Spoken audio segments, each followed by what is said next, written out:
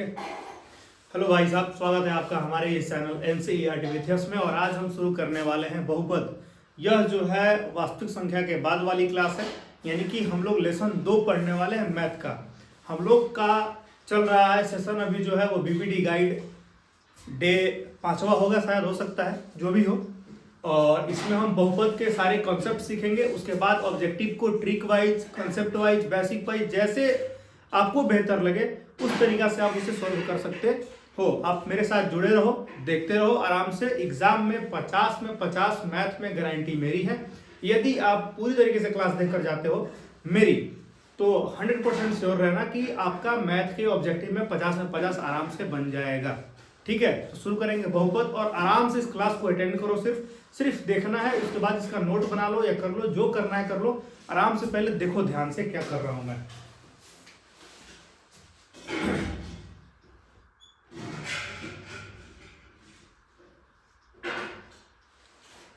बहुपद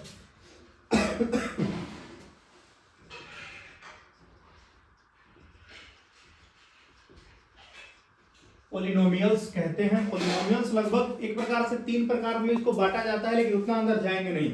एक पद जिसे रैखिक कहते हैं, फिर उसके बाद होता है द्विघात, यानी कि उसके बाद त्रिघात होता है। उसके बाद आगे पढ़ा नहीं जाता है। ठीक है, आ जाओ आगे। अब चलते हैं आगे।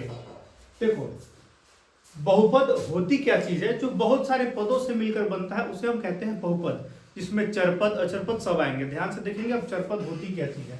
सभी चीज को बारी बारी से मैं बताऊंगा, इसके लिए आप डिप्रेशन में बिल्कुल ना जाएं और आराम से देखते रहे पूरे इस सेशन को।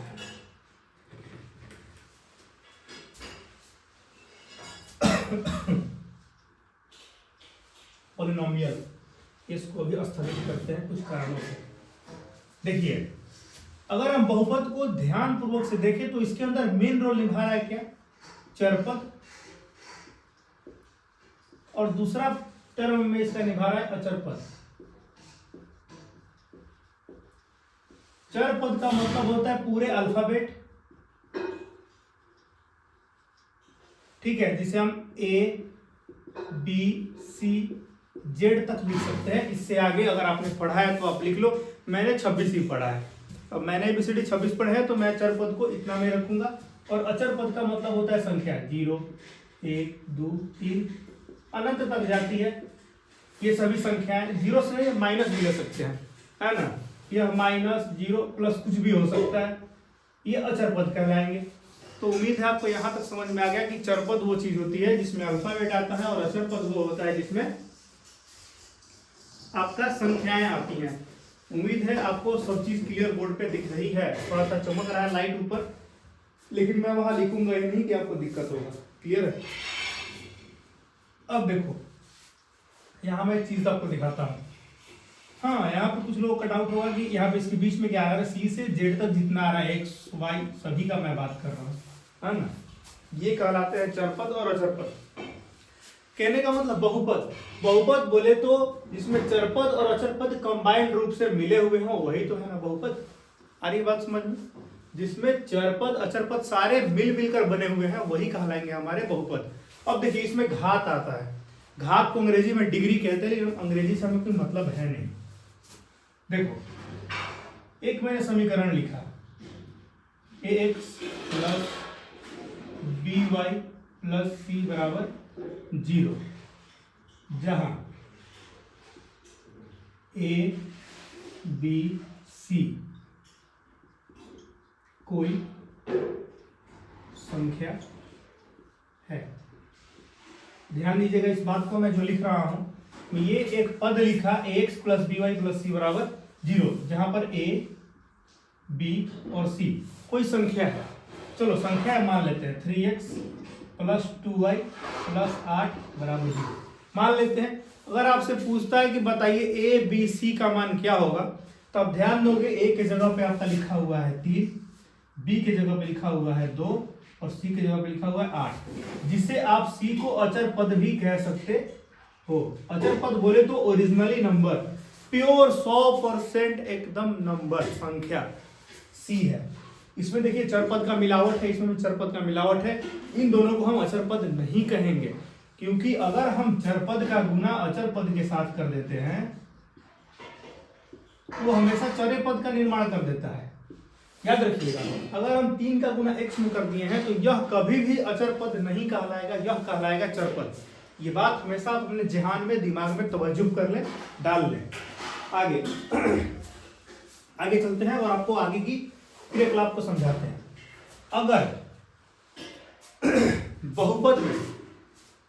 अगर बहुपद में घात 1 रहता है, सबसे पहले तो ये बात आप जान लो कि बहुपद में सबसे बड़ा पद को पकड़ा जाता है कि किसका घात सबसे बड़ा है। ढूंढो, सबका घात 1 ही दिख रहा है, कुछ नहीं है तो क्या है, 1 यही ना है। तो अगर घात 1 रहेगा तो आप उस पूरे समीकरण को कहेंगे रैखिक। आप इस पूरे समीकरण को क्या कहेंगे भाई साहब, रैखिक। ये जो बहुपद है वो रैखिक बहुपद का उदाहरण है। कोई आपसे पूछेगा कि बताइए रैखिक बहुपद किसे कहा जाएगा, तो जिस बहुपद का घात 1 रहता है, जिस समीकरण का घात 1 रहता है उसे कहते हैं हम रैखिक बहुपद। दिमाग में डाल लोगे यह बात।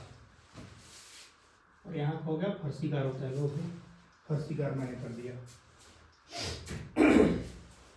आगे ठीक उसी प्रकार यदि इस पावर को हम 2 कर दें, यहां पर हम पावर को 2 कर दें, यानी कि नया समीकरण का निर्माण करें ax² प्लस by।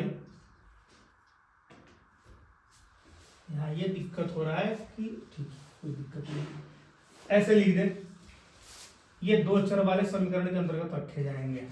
एक काम करो, इसको भी x कर दो प्लस c बराबर 0, ऐसा लिख दिया मैंने। यहाँ ये गलत नहीं है, पावर 1 है तो ये गलत नहीं है, लेकिन इसमें गड़बड़ हो जाएगी। इसमें देखो जरा, है ना। अब ये नहीं भी लिख सकते हो, इसमें कोई दिक्कत नहीं है ना। अब इसे नहीं भी लिख सकते हो, 3x प्लस 5 बराबर 0 लिख दो, कोई दिक्कत नहीं है। यहाँ लिख दो ax प्लस c बराबर 0, कोई दिक्कत नहीं। लो, आसान कर दिया। और है ना by, अब ये कंफ्यूजन में आ रहे हो कि मैंने अगर by जोड़ दिया है उसमें, तो आप कहोगे सर ये तो बहुपद है या 2 चर वाला रैखिक समीकरण बन गया। अरे भाई साहब, 2 चर आ रहा है तो समीकरण से हमें क्या मतलब है, इसमें तो मतलब घात से है। बहुपद बोले तो घात, रैखिक, द्विघात, त्रिघात, चतुर्थघात, पंचघात, जो भी है आगे जितने घात आएंगे रेशियो में उतना मैटर करता है। इसमें चर का कोई मतलब लेना देना ही नहीं है, ठीक है। तो आप कहोगे गलत पढ़ा रहे हो, है ना, इसलिए मैंने उसे मिटा दिया। चलो भाई, तुम्हारे तरीके से ही बता रहा हूं मैं। आगे आते हैं, ये अचर लिखा हुआ है।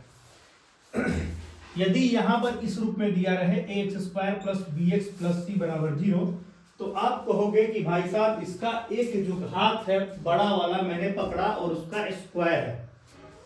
क्लियर है क्या? यहां पर मुझे दिख रहा है भाई साहब कि यहां पर स्क्वायर है, तो मैंने बड़े वाले को पकड़ लिया और घात है 2, तो हम कहेंगे ये जो आपका समीकरण है, मान लीजिए 3x² प्लस 5x प्लस 7 बराबर 0, तो हम कहेंगे यह जो है वो द्विघात समीकरण का उदाहरण है या द्विघात बहुपद है। क्लियर है क्या? तो वह द्विघात बहुपद है। आई बात समझ में यहां तक? ठीक वैसे ही अगर पावर में 3 दिख जाए हमको, तो हम कहेंगे वो त्रिघात बहुपद का उदाहरण है। आ जाओ, उसको भी देख लेते हैं। यहां देखते हैं, अगर यहाँ आ जाए 3x³ plus 2x² plus x plus 8 बराबर 0, तो हम कहेंगे सरकार ये त्रिघात बहुपद का उदाहरण है, क्योंकि अभी अभी आपने भाई साहब बताया है, अभी अभी मैंने यह चीज बताया है कि सबसे पहले सबसे बड़े वाले घात को पकड़ते हैं। सबसे बड़े वाले घात को मैंने पकड़ा और ये जो है क्या हुआ, 3 है घात में, तो हम कहेंगे त्रिघात का उदाहरण है। ठीक है। अब एक एग्जामिनर बड़ा तेज चलाकी वाला क्वेश्चन पूछ देता है और बच्चे लोग खुश हो जाते हैं उसे करके आंसर। तो मैं इसे डब्बा में समझाने का प्रयास कर रहा हूँ। याद रखेंगे, बहुपद जो होता है उसका घात कभी ऋणात्मक नहीं हो सकता। याद रखेंगे, बट्टा में नहीं हो सकता। ये चीज आप याद रखोगे। कैसे? x का पावर -1, x का पावर -5, x का पावर -2, ये सब नहीं हो सकता है कभी भी। 1/x या 1/x², ये सब कुछ नहीं हो सकता है। जब भी ऐसा दिया जाए तो आप समझ जाओ, या वो रूट में नहीं हो सकता है, ये भी चीज आप याद रखोगे। चरपद जब भी रूट में दिख जाए, पावर में माइनस दिख जाए या चरपद बट्टे में दिख जाए तो वो सभी कहलाएंगे कि बहुपद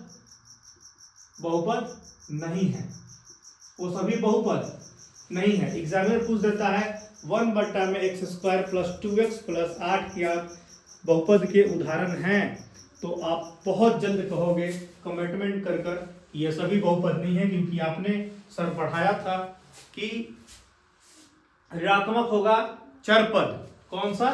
चरपद। ये बात याद रखेंगे, चरपद के लिए ये नहीं है। चरपद ऋणात्मक होगा, बट्टा में होगा या रूट में होगा, इन तीनों होगा फॉर्मेट में, तो आप डायरेक्ट क्लिक कर दोगे, वहां पर टिक कर दोगे, गोला भर दोगे कि वो बहुपद का उदाहरण नहीं है। उम्मीद है आपको यहां तक पूरी बातें समझ में आ गई है। रैखिक बहुपद समझ में आ गया है। रैखिक बहुपद का मतलब पावर 1, द्विघात का मतलब पावर 2 और त्रिघात का मतलब पावर 3। वन लाइनर इक्वेशन आगे पढ़ेंगे हम। रैखिक बहुपदों से मूलों को ज्ञात करना, शून्यकों को ज्ञात करना। शून्य क्या है भाई साहब, आइए जानते हैं। आप इसे स्क्रीनशॉट ले लो या वीडियो को रोक लो और उसे नोट्स बनाना चाहते हो तो नोट्स बना लो, और मैं करता हूं इसे रेज।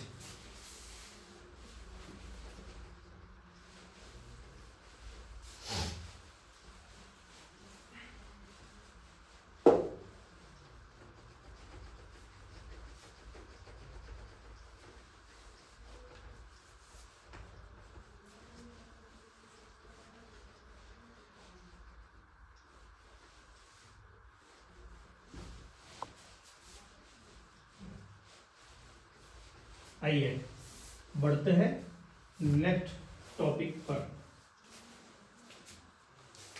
रैखिक बहुपद से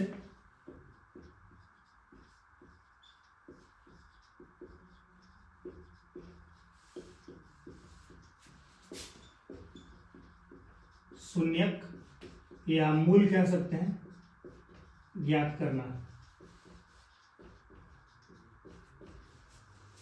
आप रैखिक बहुपद से शून्यक या मूल कैसे ज्ञात कर सकते हो, इन सब चीजों पे आज बात करेंगे, और अभी ही बात करेंगे। ध्यान से सुनिए मेरी बातों को, ठीक है। आ जाओ, देखो रैखिक बोले तो पावर में 1, 3x + 5 = 0, ठीक है। पहले मैं बेसिक बता रहा हूं, उसके बाद मैं आपको ट्रिक बताऊंगा कि कैसे आप पता कर सकते हो डायरेक्ट वन वे में। बहुपद में शून्यक का मतलब क्या होता है कि जो बहुपद में x, y, z कुछ भी लिखा हुआ है उसका मान पता करना। मान क्या है? कुछ भी लिखा जा सकता है चरपद में, ऐसे भी हो सकता है 3y + 8। अब समझ जाएंगे, इसमें y का मान पता करना है, मतलब किसी भी चीज का मान पता करना ही कहलाता है शून्यक। शून्यक का मतलब कि वो पूरे समीकरण को जीरो कर दे। आ रही बात समझ में? शून्यक वो चीज होती है जो इस पूरे समीकरण को जीरो कर दे। मैं करके दिखाऊंगा बेसिक के साथ। आप ये मत सोचो कि मैं ट्रिक बता रहा हूं तो मैं हलवा की तरह उड़ाते ले चलूंगा। बेसिक का मतलब ये होता है कि कॉन्सेप्ट के अंतर्गत मैं आपको उतनी सारी चीजें बता दूं कि आप किसी भी इस टाइप के क्वेश्चन को करने के लिए असमर्थ ना रहो। सार्थिक बन जाओ, समर्थ बन जाओ, समर्थवान बन जाओ, बुद्धिमान बन जाओ, इसलिए मैं बता रहा हूं, ठीक है। बाकी यदि आप मेरे ऑफलाइन बैच से जुड़ोगे तो आपको और भी नई नई जानकारियां दी जाएंगी। ऑफलाइन में, ऑनलाइन में इतनी नहीं हो पाएगी क्योंकि वीडियो लंबी हो जाएगी, फिर आपको दिक्कत आएगी।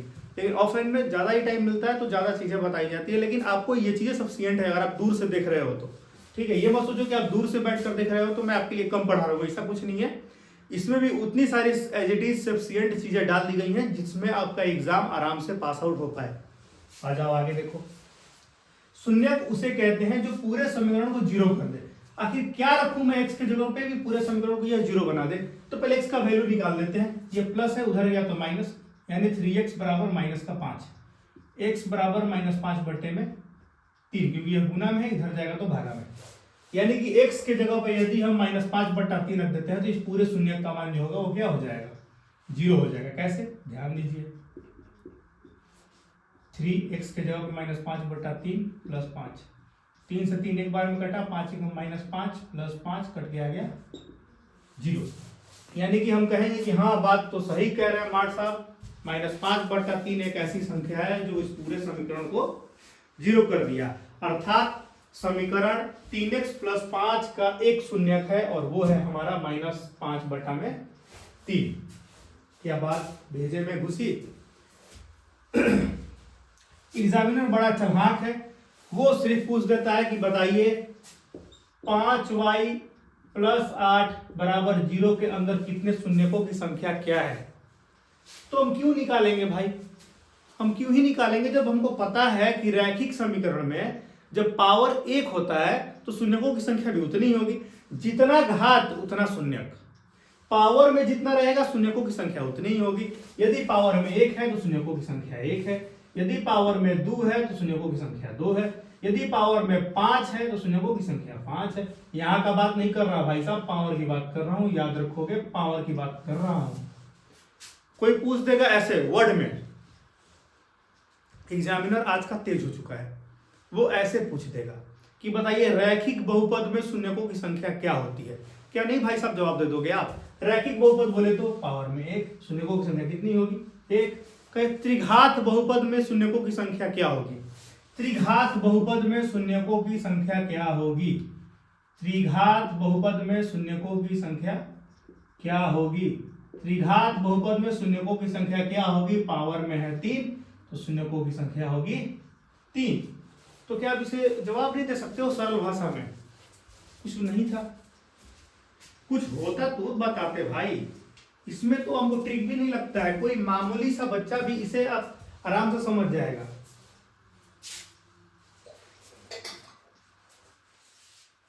मैं जो बता रहा हूं कितना वो क्लियर है, उम्मीद है आप मेरी भाषा और मेरे आवाज को समझकर बिल्कुल मैथ के डर से भयमुक्त हो गए होंगे। आगे बढ़ते हैं अगले चीजों पर। चलिए, रैखिक बहुपद से शून्य का आपको पता चल गया 1 होता है, उसी प्रकार द्विघात से 2 होंगे और त्रिघात से 3 होंगे।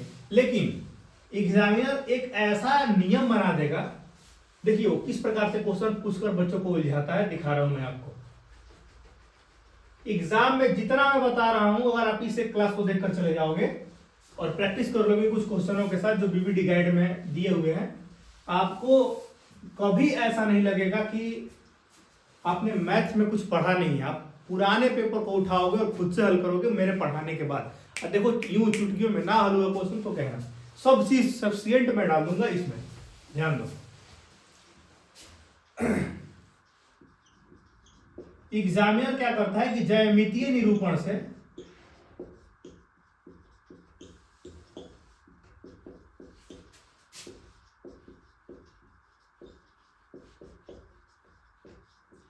एग्जामिनर बड़ा तेज हो गया, वो कहता है कि ज्यामितीय निरूपण से आप शून्य कैसे ज्ञात कर लेंगे। ग्राफ पर देखिए ऐसे ग्राफ बना होगा, बस 2 ही लूंगा मैं, x अक्ष इसका प्रतिबिंब x डैश, y अक्ष इसका प्रतिबिंब y डैश। ये नीचे जा सकती है, ये भी इधर जा सकता है, ये भी सोन में जा सकता है। नहर, सोन, चितौखर, मनोली, जो कटता है बिंदु O होता है, 0 पर ये कटती है मूल बिंदु, x डैश, y डैश। क्या x वो नहीं है जो आप सोच रहे हो, x ABCD का है, ध्यान रखेंगे। चलिए, इधर होता है प्लस, इधर होता है माइनस क्योंकि उसकी छाया बन रही है, इधर होता है प्लस, इधर होता है माइनस। खैर इससे मतलब नहीं, लेकिन मैं बता देता हूं, काम ही आ जाएगा, ध्यान देंगे। एक और चीज जान लें, तो ग्राफ पढ़ रहे हैं तो क्या ही दिक्कत है। ये इसे कहते हैं प्रथम चतुर्थांश, इसे कहते हैं द्वितीय चतुर्थांश, इसे कहते हैं तृतीय चतुर्थांश, और इसे कहते हैं चतुर्थ चतुर्थांश। पहला का मतलब होता है, देखिए ग्राफ कहता है कि पहले एक्स को पकड़ेंगे।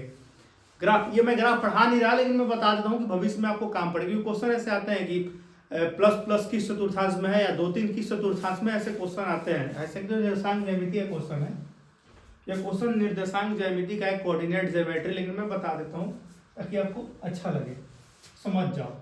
इधर भी देखो जा रहे हो तो प्लस, इधर भी जा रहे हो तो प्लस, यानी कि दोनों यहाँ होगा प्लस। इधर जा रहे हो तो माइनस, ऊपर जा रहे हो तो प्लस, माइनस प्लस। इधर भी जा रहे हो तो माइनस, नीचे भी जा रहे हो तो माइनस, दोनों जगह माइनस माइनस। इधर जा रहे हो तो प्लस, नीचे जा रहे हो तो माइनस, यानी प्लस माइनस। इसी पर यह काम करता है यह पूरा ग्राफ, लेकिन मैं इसमें आंसर बताऊंगा नहीं। खैर इससे वो मतलब था भी नहीं, ये भी आप जान लो कि मैंने इसे फोकट का बता दिया, फ्री का। हलवा बट रहा था, सब में मैंने बांट दिया। आइए आगे, इस ग्राफ में कह दिया कि शून्यकों की संख्या बताइए क्या होगा, और ग्राफ की लाइन ऐसे खींच दी यहां पर, ठीक है। तो हम बताएंगे इसमें शून्यकों की संख्या 0 होगी, एक भी शून्यक नहीं बनेंगे। क्यों? क्योंकि शून्यक का मतलब होता है कि एक्स अक्ष से गुजरना चाहिए, touch the line between x axis, x axis को छूना चाहिए, इस एक्स अक्ष को छूना चाहिए, तभी शून्यकों की संख्या हम ज्ञात कर पाएंगे, नहीं तो नहीं कर पाएंगे। जैसे अगर ये ऐसे चलता गया, इस एक्स के 2 पॉइंट को छू रहा है, तो हम कहेंगे इसके शून्यकों की संख्या होगी 2। यदि वो एक काम कर दिया, यदि एग्जामिनर बड़ा तेज है, उसने ऐसे सटकर ही निकाल दिया, तो आप कहोगे सर 2 जगह छू रहा है, एक यहाँ एक यहाँ, तो आप गलत हो। ये सिर्फ एक ही जगह टच कर रहा है, जब तक आर पार नहीं करेगा तब तक 2 जगह टच नहीं होगा, याद रखेंगे। छू के निकल रहा है, सिर्फ एक ही जगह टच कर रहा है, वो भी बीच वाले पॉइंट पे, याद रखेंगे हमेशा। जब भी छू के निकलेगा 2 जगह नहीं होगा, एक जगह होगा। जब भी पूरे तरीके से काट देगा तो वो 2 जगह होगा। ऐसे एग्जामिनर 3 जगह भी बना सकता है, तो क्या आप नहीं बता दोगे? लो W खोजो, W गहना है वहां पे भाई साहब, खोजो W। 1 2 3 और ये 4 शून्यकों की संख्या है इसमें 4। तो क्या ग्राफ विधि से आप नहीं बना पाओगे क्या कि शून्यकों की संख्या क्या होगी? उम्मीद है आप आराम से बना दोगे ग्राफ से कि शून्यकों की संख्या क्या होगी। उम्मीद है आपको यहां तक बिल्कुल समस्या नहीं हुई होगी, और मजे के साथ पढ़िए, क्योंकि पढ़ाई उतनी भी बुरी नहीं है जितना लगता है ना। अगर आपको मैथ समझ में आ रहा है तो आपको मजा आएगा, अगर समझ में नहीं आ रहा तो आप किताब फाड़ के नहर में डाल दोगे। नहर तो घट गया है, खैर सोन में डाल दोगे, ठीक है। तो पढ़िए, मजा आता है तो लाइक कीजिए, और मजे के साथ हम तो पढ़ा ही रहे हैं। अब आपका देखना है हुनर और काबिलियत क्या कहता है एग्जाम में, सरकार द्वारा 10,000 रुपया बन पा रहा है कि नहीं बन पा रहा है। अगले कॉन्सेप्ट की ओर बात करते हैं, शून्यकों का योग और शून्यकों का गुणनफल। जब भी होगा द्विघात में होगा, याद रखेंगे। यदि द्विघात बहुपद आता है ax² plus bx plus c बराबर 0, जब भी द्विघात बहुपद आता है तो हम कहेंगे घात में 2 है तो शून्यकों की संख्या भी क्या होगी? कमेंट करो फटाफट, शून्यक की संख्या क्या होगी? 2 होगी, ठीक है। खुद से भी आंसर दिया करो मन में यार, मोबाइल में देख रहे हो तो ऐसा नहीं कि आंसर नहीं देना है, आंसर देना है। मन में देखो, सोचो क्या होगा इसका आंसर, उसके बाद देखो। आ रहा है तो बोलते जाओ, मन में ही बोलो, लोग पागल नहीं कहेंगे, और पागल कह के भी कुछ कर नहीं लेंगे क्योंकि वो खुद पागल है। आगे द्विघात बहुपद का मैंने एक ढांचा लिया है, ax² plus bx plus c बराबर 0। घात 2 है तो शून्यकों की संख्या 2 होगी। तो एक नियम पूछता है, 2 शून्य को मान लेते हैं, पहला शून्यक अल्फा है और दूसरा शून्यक बीटा है। मान लिया मैंने अल्फा बीटा, एक आगे पढ़ने को मिलता है गामा, खैर उसको अभी हम लेंगे नहीं, इसको भी जेल में बंद करो, कटघरे में रखो इसको। तो 2 प्रश्न बनता है, एक बनता है शून्यकों का योगफल, और भर भर के क्वेश्चन पूछता है ये, शून्यकों का योगफल क्या है, शून्यकों का गुणनफल क्या है, तो ध्यान से समझेंगे।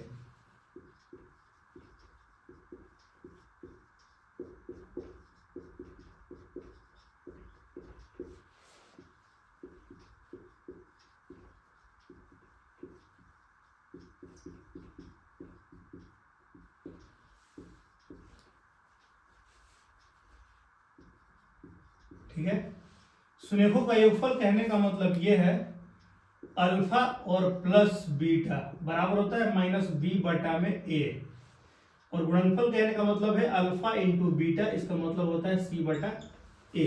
याद रखेंगे, जहां बी ए सी ए सभी संख्याएं हैं, मैंने पहले ही बताया है, वो सभी जो है वो संख्या है, इसके लिए आप झगड़ा नहीं करोगे। अल्फा और बीटा यहाँ पर चरपद है, ये सभी चरपद है, लेकिन ये जो बी ए सी ए दिख रहा है ये सभी संख्याएं हैं। आप इसे याद रखोगे। समझेंगे एक एग्जांपल के साथ, 3x² माइनस 5x प्लस 6 बराबर 0, और क्वेश्चन कह देगा बताइए इसमें शून्यकों का योगफल और शून्यकों का गुणनफल क्या होगा। आइए, शून्यकों का योगफल बोले तो अल्फा प्लस बीटा बराबर होता है माइनस बी बटा में ए। अल्फा प्लस बीटा बराबर माइनस सूत्र वाला, बी जो है देखिए यहाँ पर किसमें छिपा है, माइनस में चिन्ह के साथ चलेंगे, प्लस होगा तो कुछ नहीं लिखेंगे, लेकिन माइनस होगा तो लिखना छोड़ेंगे नहीं, तो उंगली काट देंगे, समझ जाओ। माइनस से प्लस का गेम है पूरा। सूत्र का माइनस, ये भी -5 में है, और ए का मान कितना है 3, यानी आंसर क्या है अल्फा प्लस बीटा बराबर माइनस और माइनस प्लस 5/3। ठीक उसी प्रकार शून्यकों का गुणनफल अगर पूछ देता है अल्फा इंटू बीटा तो होता है सी बटा में ए। अल्फा इंटू बीटा बराबर सी का मान 6, प्लस है तो नहीं लिखेंगे, घटाव होगा तो लिखना नहीं भूलेंगे, /3, कट रहा है तो कटाओ, नहीं कट रहा है तो नानिका में भेजो। तो शून्यकों का योगफल 5/3 और शून्यकों का गुणनफल होगा 2। 2 कहां से आया भाई साहब? तो 6/3 को मैंने 3 के पहाड़ा में 2 बारी में कटाया है। उम्मीद है आपको यहाँ तक बिल्कुल समझ में आया है, और इसका मुझे पूरा मैंने अपनी जान लगा दिया है। गले में दिक्कत है और ठंड का भी मौसम है, फिर भी मैं सब लोग कंबल में ओढ़ के वीडियो देख रहे हैं और मैं यहाँ कंबल को दूर रख के बना रहा हूँ वीडियो। तो लाइक करना लाजमी है क्योंकि मेहनत कर रहा हूँ आपके लिए, और गले में भी परेशानियाँ हैं बहुत सारी, दर्द की तकलीफ में हूँ, फिर भी मैं कर रहा हूँ क्लास। ठीक है, आगे। और इससे मुझे ऐसा नहीं लग रहा है मिलियन में व्यूज चला जाएगा मेरा और मैं रातों रात करोड़पति बन जाऊँगा, ऐसा भी नहीं है। बस आपकी भलाई के लिए कर रहा हूँ, क्योंकि आप पढ़ लो, दूर दराज से भी हो, तो जहाँ तक नहीं पहुँच रहा है रवि, वही जा पहुँच जाए ये कभी, है ना। आगे आते हैं। तो आपको उम्मीद है भली भांति समझ में आ गया है योगफल और गुणनफल। लेकिन यदि द्विघात की जगह त्रिघात का सामना हो जाए तो क्या करेंगे? प्रश्न उठता है मेरे मन में कि द्विघात की जगह यदि त्रिघात का सामना हो जाए तो क्या करेंगे? तो उसका भी इलाज है मेरे पास, 1 to 1 इलाज करेंगे फेस टू फेस। देखो कैसे। एक तीसरी चीज यहाँ पर इंटरफेयर कर रही है, और तीसरी चीज जो है वो है त्रिघात बहुपद। यदि बहुपद त्रिघात के रूप में हो जाए, यानी ax³ plus bx² plus cx और एक नया चीज घुसे d, तो शून्यकों की संख्या बदल जाएगी, क्योंकि मैंने कहा है कि जितने सारे पावर होते हैं उतने सारे शून्यकों की संख्या होती है, और पावर है 3, संख्या होगी 3।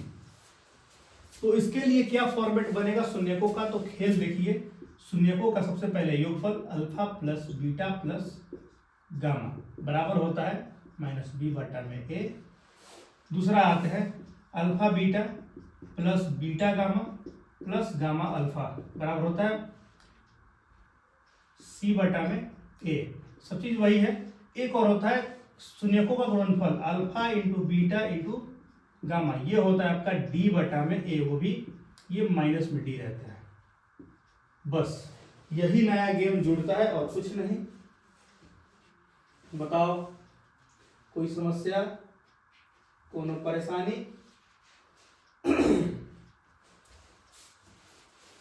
अल्फा बीटा गामा अगर योग कहे, alpha plus beta plus gamma का -b/a, alpha beta plus beta gamma बारी बारी से गुना किए हैं और कुछ नहीं, c/a, और alpha into beta into gamma कहे तो -d/a।